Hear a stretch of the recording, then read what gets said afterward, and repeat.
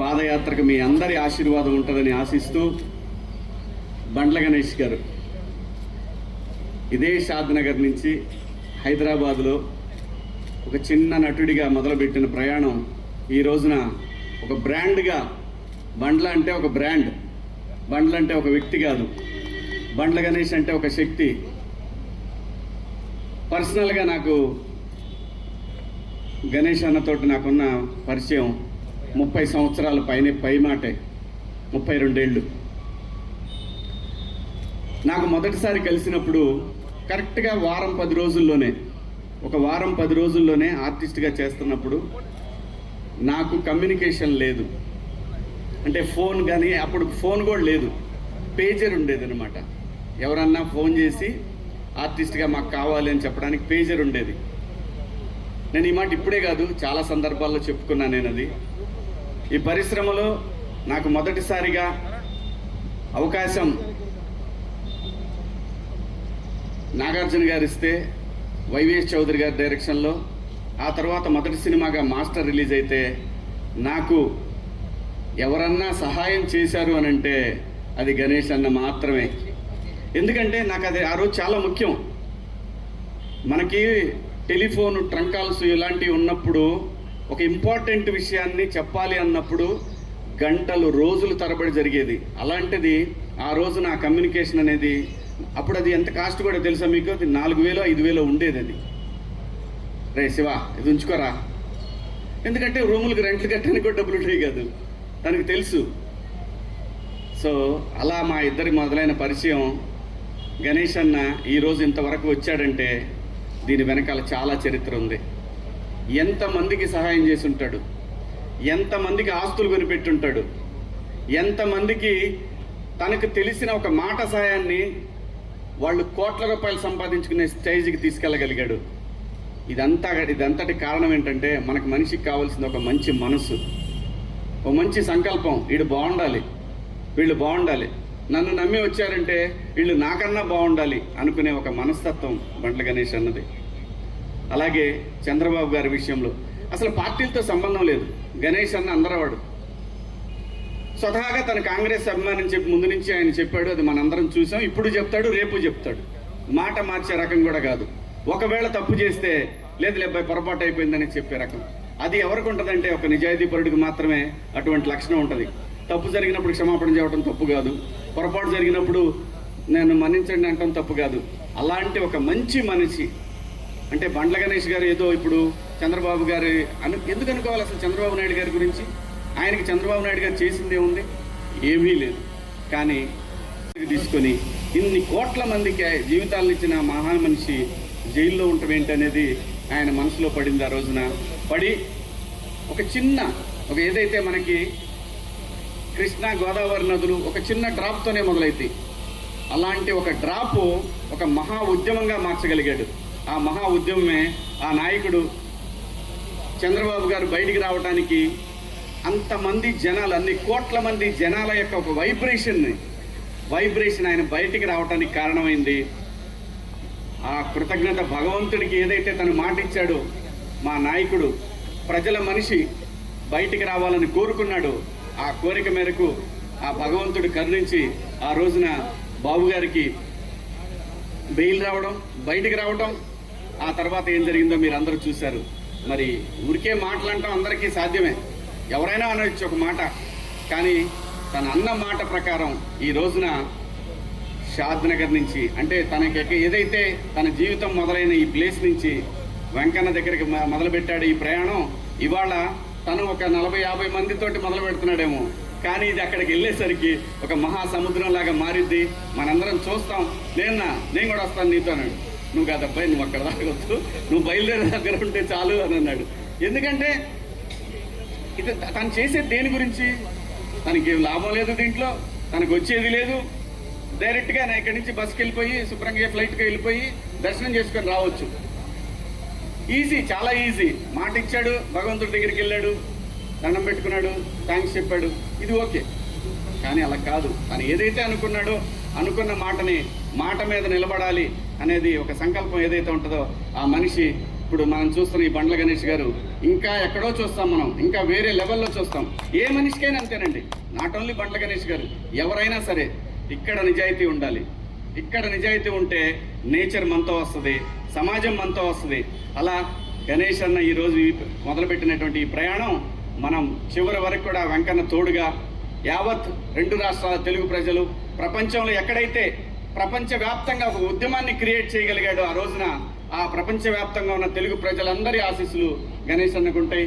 మా అందరి అభిమానంతో ఆయన ఎటువంటి అడ్డంకులు లేకుండా స్వామివారి దగ్గరికి ప్రయాణిస్తాడు. స్వామివారి దర్శనం రోజున ఖచ్చితంగా ఎక్కడున్నా సరే నన్ను కూడా భగవంతుడు అక్కడ దాకా తీసుకెళ్లాలని కోరుకుంటున్నాను. ఖచ్చితంగా గణేష్ అన్న థ్యాంక్ యూ. నీ మంచి మనసు, నీ నిజాయితీయే నిన్ను నడిపిస్తూ ఉంది. ఎక్కడ గణేష్ అన్న నాకు ఆ రోజు ఇది రాజకీయ యాత్ర కాదు, దైవ సంకల్పం.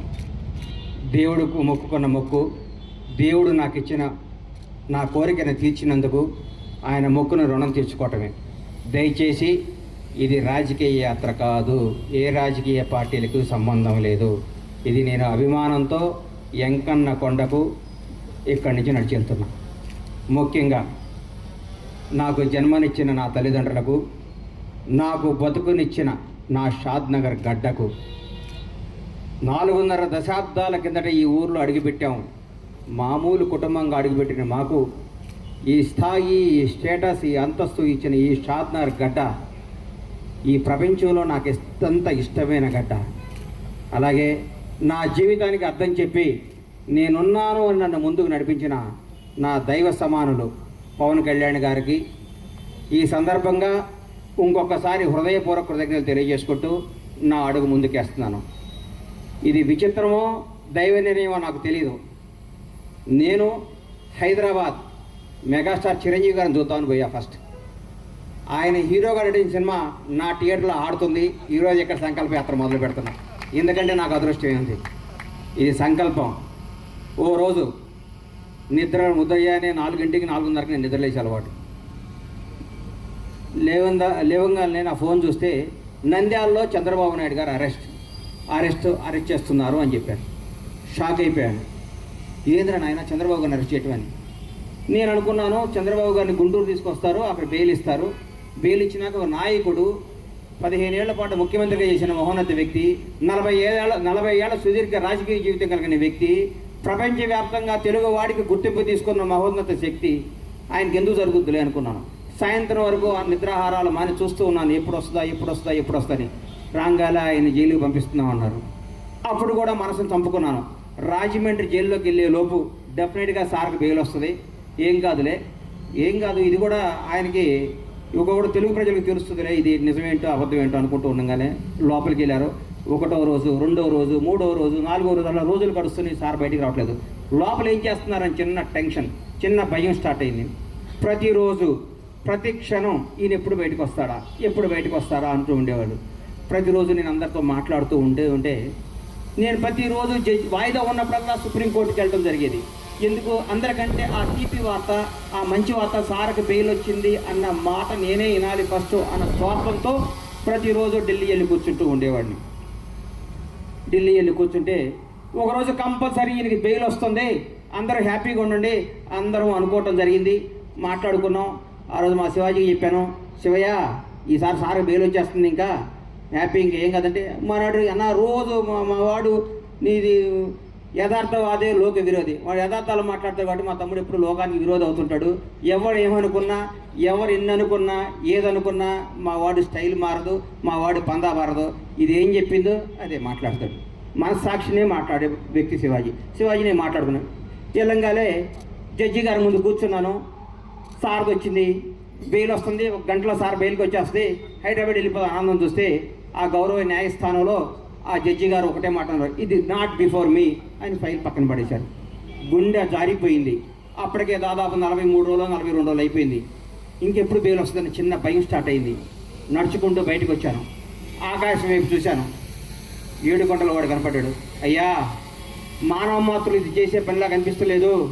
7 కొండల వాడా, చంద్రన్నని ప్రాణాలతో బయటికి తీసుకురా. భగవంతుడు సాక్షిగా చెప్తున్నా, చంద్రన్నను బయటికి ప్రాణాలతో తీసుకురా.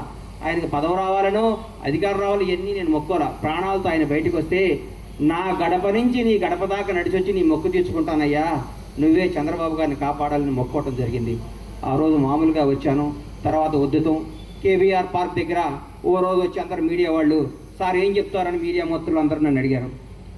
కేబీఆర్ పార్కుల్లోనో, అవుటర్ రింగ్ రోడ్లోనో, ఆస్ట్రేలియాలోనో, జపాన్లోనో, జర్మనీలోనో చంద్రబాబు జై అంటే కాదయ్యా, మీ ఊరు వెళ్ళండి, మీ స్వస్థలాలకు వెళ్ళండి, మీ ఊరు బొడ్రాయి దగ్గర కూర్చోండి, చంద్రన్న గురించి మాట్లాడండి. కరోనా వస్తే 2 సంవత్సరాలు ఇంట్లో కూర్చోలేదా?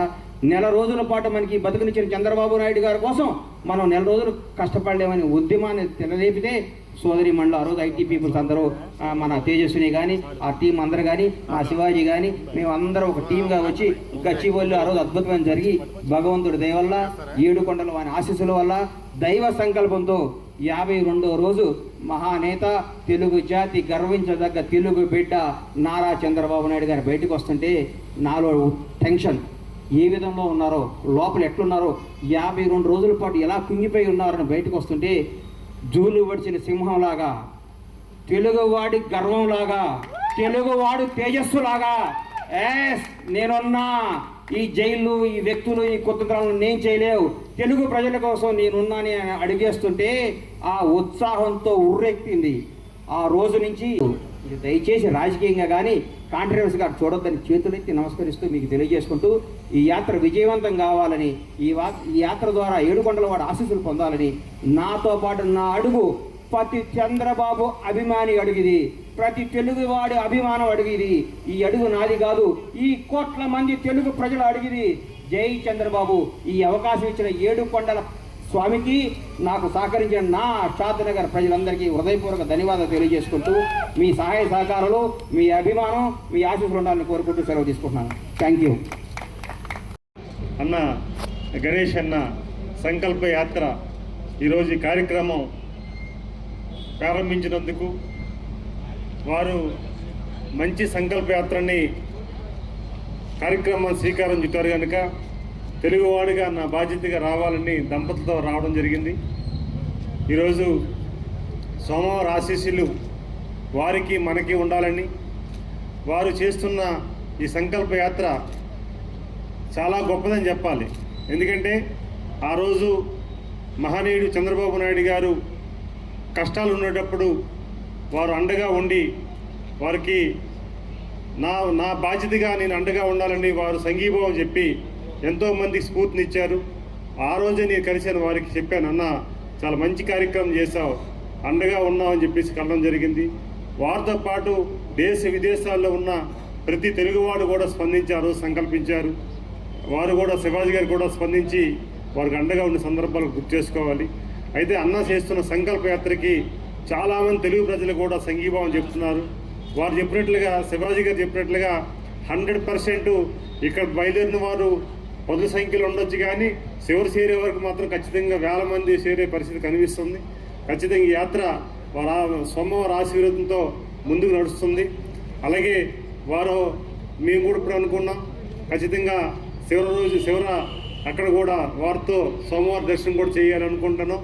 చాలామంది ముందుకు వస్తున్నారు. అలాగే ఈరోజు ఈ కార్యక్రమం అత్యంత దీక్షతో జరుగుతున్న కార్యక్రమానికి స్వామి ఆశీర్వాదం పూర్తిగా ఉంటుందని, ఈరోజు వారు ప్రయాణం శివాజీ గారు చెప్పారు, మేము కూడా చాలా సందర్భాల్లో చదివాం వారి కోసం. వారు మాట తీరు కానీ, వారు ప్రేమ అభిమానం కానీ, ఎక్కడ కలిసినా సరే ప్రతి ఒక్కరిని కూడా చిన్న పెద్ద తేడా లేకుండా అందరినీ ప్రేమగా చూసి గౌరవించి చూసే సందర్భాలు ఉన్నాయి. వారిని తెలుసుకొని నేను చాలా సందర్భాల్లో ఫోన్ చేసి కలిసిన సందర్భాలు ఉన్నాయి. అలాగే మన సమాజానికి ఏది మంచి జరుగుతుందో ఆ దిశగా ప్రయాణం చేయాలని అనుకున్న వ్యక్తి ఈరోజు సోమవారం ఆశీస్సులతో వారు ఈరోజు తెలుగు రాష్ట్రాల్లో ఒక మంచి వ్యక్తిగా, అందరినీ ప్రేమగా చూసే వ్యక్తిగా ఉండడం అనేది సంతోషకరంగా తెలియజేసుకుంటూ, ఈరోజు ఈ కార్యక్రమానికి రావడం మహోత్తరమైన కార్యక్రమం ఇది, దైవ కార్యక్రమం ఇది. ఇలాంటి కార్యక్రమాల్లో నేను కూడా ఇన్వాల్వ్ అయినందుకు ఆ వెంకటేశ్వర స్వామికి, అన్నగారికి కృతజ్ఞతలు తెలియజేసుకుంటూ థ్యాంక్ యూ. జై హింద్.